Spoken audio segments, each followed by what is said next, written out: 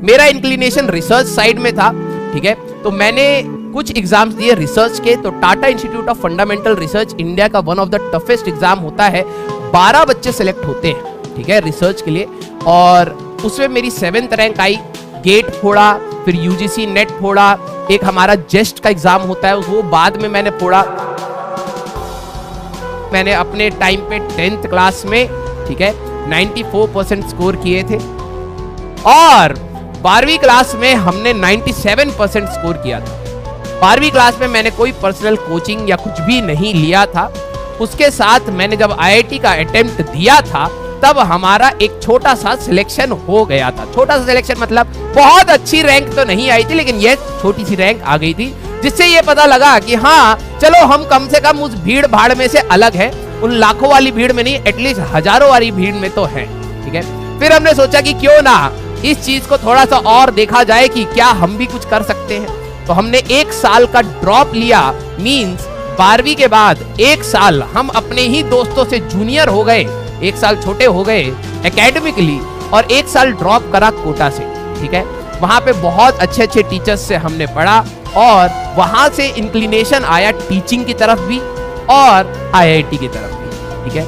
तो वहां से मेरा रैंक निकला। मैं धनबाद गया। बहुत अच्छा रैंक तो नहीं निकाल पाए, क्योंकि आपको शक्ल से भी तो लग ही रहा होगा ना कि बकैती काटता होगा ये इंसान तो हम काटते भी थे, ठीक है। मोस्ट ऑफ द टाइम हमने अपना वेस्ट कर दिया था उस समय, लेकिन यस भगवान की कृपा से और हमारी थोड़ी बहुत मेहनत, जो आखिरी में सद्बुद्धि आ गई कि यार अब कर लेना चाहिए, उससे रैंक आ गया, ठीक है।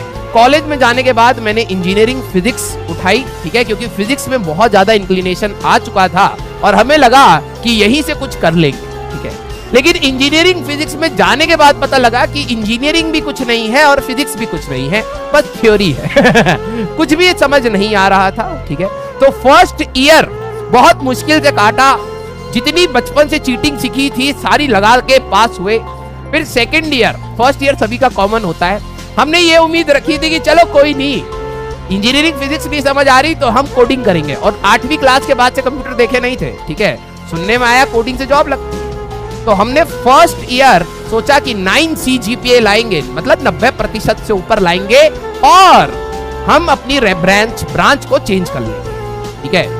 अब हुआ क्या कि 90% तो आए नहीं, और जिनके आए वो महिला मित्र थी हमारे बैच में, एक आध तो रूम में 1-2 दिखती थी, उनके और लग गए 90%, और वो और चली गई तो सारे लौंडे रह गए तो और कल्याण हो गया हमारा।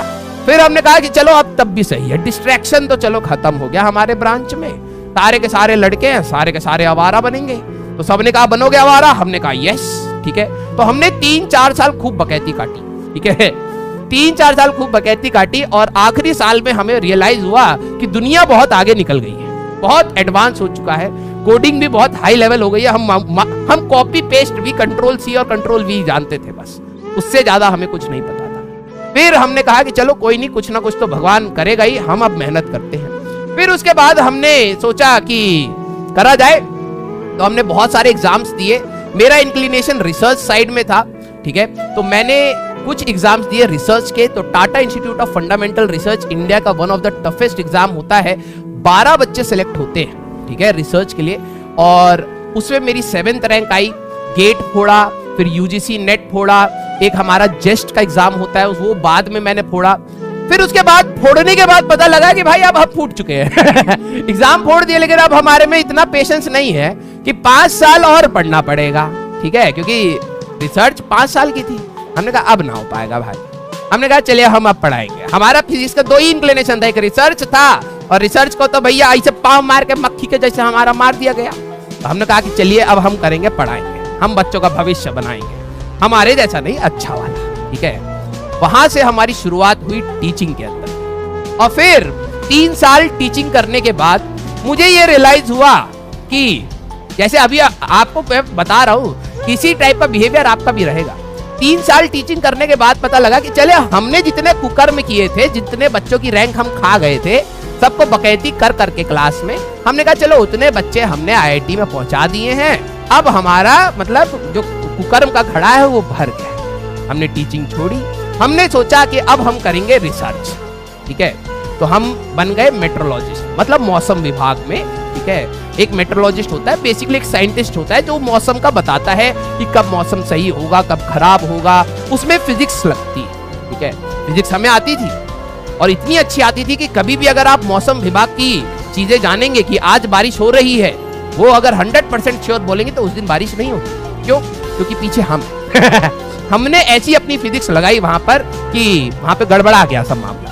हमारी प्रेडिक्शन बिल्कुल 180 डिग्री अपोजिट हो चुकी थी। कहने का मतलब जिस दिन हम कहते थे कि आज तो भाई तूफान आएगा, उस दिन कुछ नहीं होता था। तो लोगों ने प्रेडिक्शन बना ली थी कि आज बारिश बोली गई है तो बारिश नहीं है, आज बारिश नहीं बोली गई है तो बारिश पक्का है। तो उस मोमेंट पे रियलाइज हुआ कि बिल्कुल अपोजिट हो चुकी है दुनिया यहाँ पर भी। तो हमने कहा बच्चों का फ्यूचर दोबारा बनाया जाए तो अलग सर हमें मिले उसी रास्ते में, ठीक है। और यहाँ पे फिर जर्नी हमारी स्टार्ट हुई।